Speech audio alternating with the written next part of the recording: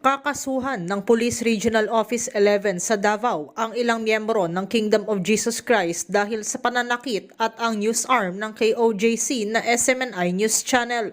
Sa 2x2, sinabi ni Pro 11 spokesperson Police Major Catherine De La Rey na may nahuli silang 3 miyembro ng KOJC dahil sa pananakit sa mga pulis. Pagdetalye ni De La Rey, 6 nilang kasamahan ang nasaktan dahil sa mga ginagawa ng mga miyembro ng KOJC. Hinampas po yan, hinampas po na ang CBM contingent. CBM contingent po yan, anim na nasugatan, pinaghahampas po. Ano pong gamit nila? KOJC members po.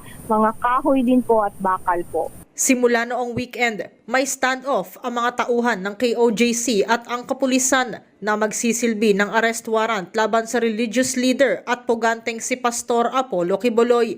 Maging ang SMNI News Channel ay kakasuhan ng Davao Police dahil sa pagpapakalat umano nito ng fake news sa mga nangyayari sa nasabing standoff.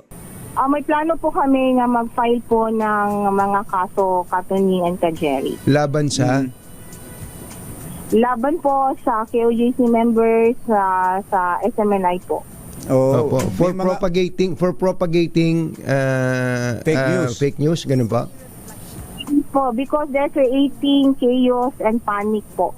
Pinapalabas po nila na the whole Davao City ang magwewelga pero hindi po yun totoo, mga members lang po nila.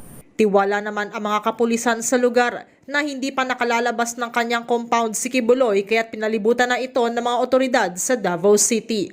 Ito si Nicole Lopez Puyawan para sa MBC TV Network News. Una sa Pilipinas, una sa Pilipino.